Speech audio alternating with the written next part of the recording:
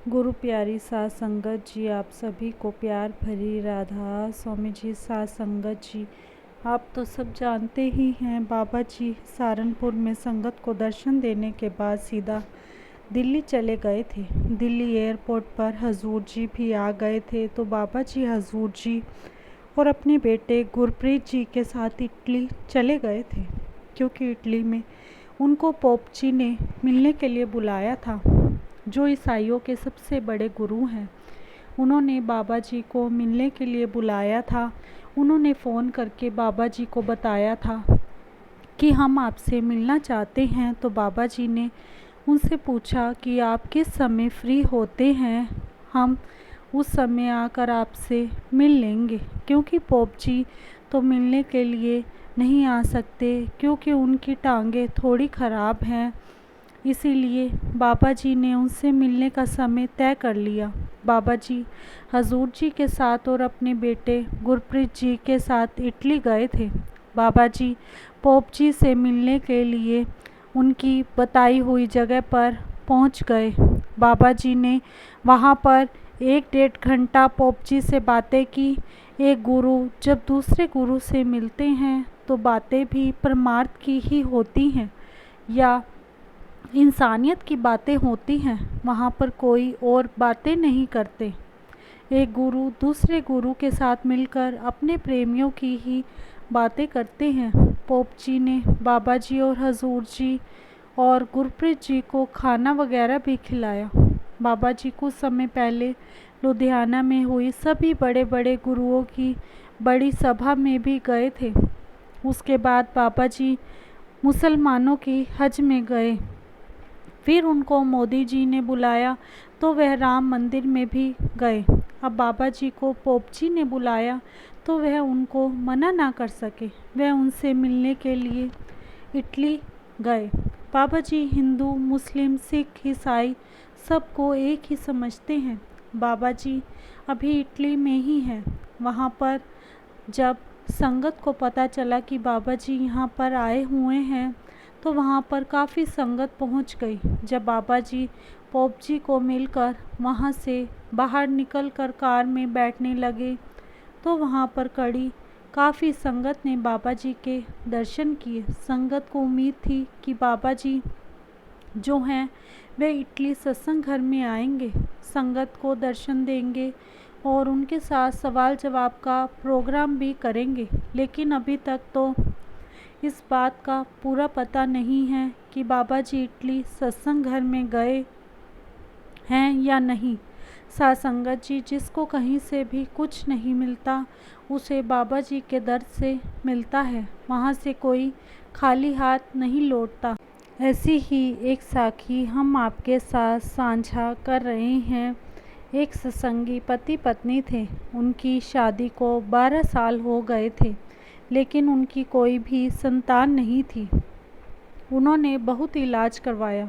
जहाँ पर भी कोई कहता कि तुम वहाँ पर चले जाओ, वह डॉक्टर बहुत अच्छा है, वह वहाँ पर ही चले जाते थे। हर जगह से दवाई वगैरह लेते थे, पर उनको कोई फ़र्क नहीं पड़ा। वह औरत डॉक्टरों की दवाइयाँ खा खा कर बीमार रहने लग गई। उसका शरीर भी काफ़ी फूल गया था और अब उसके शरीर में जोड़ों में दर्द रहने लगी थी। एक दिन सुबह जब वह सोकर उठी तो अपने पति से बोली कि मैं अब और कोई भी दवाई नहीं खाऊंगी। दवाइयाँ खाकर मेरा सारा शरीर फूल गया है और मुझे साथ में कई बीमारियां भी लग गई हैं। उसके पति ने कहा, ठीक है, अगर तुम दवाई नहीं खाना चाहती तो तुम्हारी मर्ज़ी है। जो सतगुरु जी को मंजूर होगा होना तो वही है।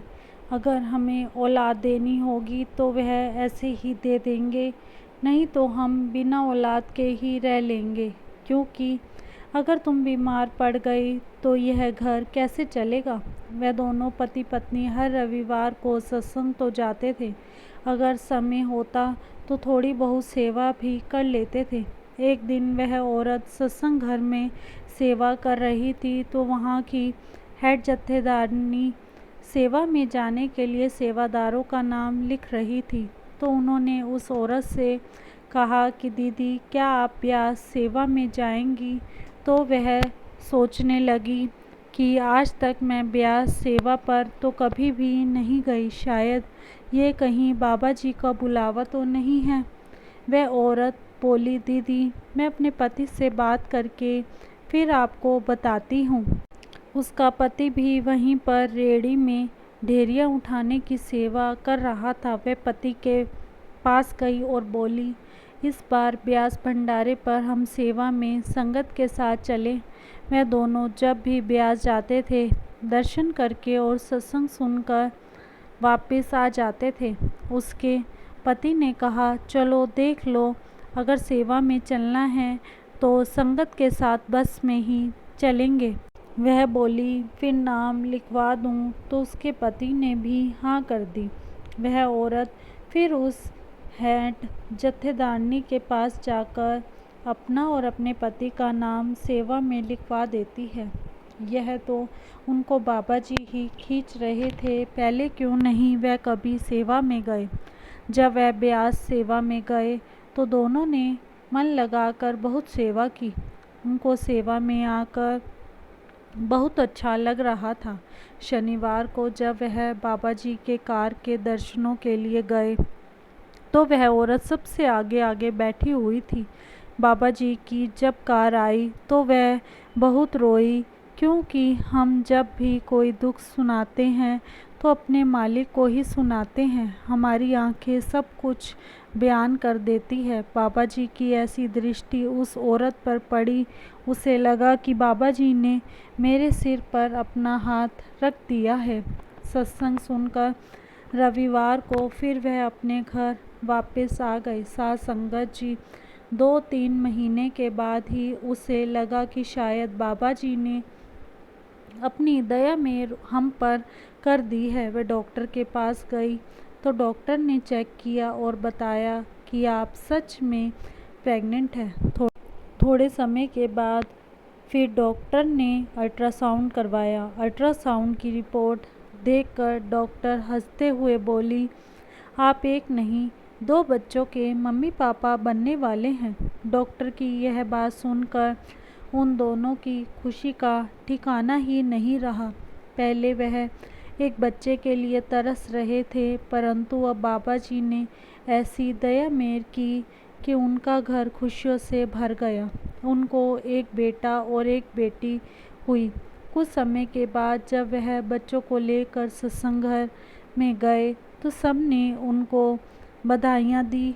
तो वह बोले कि इस बधाई के हकदार हम नहीं, हमारे प्यारे बाबा जी हैं, क्योंकि हम तो दवाइयाँ कर कर के थक गए थे, परंतु जब बाबा जी ने अपनी दया मेहर का हाथ सिर पर रखा तो वारा न्यारा कर दिया। वे दोनों हाथ जोड़कर बार बार बाबा जी का शुक्र शुक्र कर रहे थे। जैसे बाबा जी ने इनका घर खुशियों से भर दिया, वैसे ही बाबा जी सबको खुशियाँ दे, किसी को भी बच्चों के लिए ना तरसाए। इसी के साथ इजाज़त चाहते हैं। कल मिलेंगे एक नई साखी के साथ। तब तक के लिए राधा स्वामी जी। अगर आपको साखी अच्छी लगी हो तो कमेंट बॉक्स में राधा स्वामी अवश्य लिखें जी, और चैनल को सब्सक्राइब करना ना भूलें जी। राधा स्वामी जी।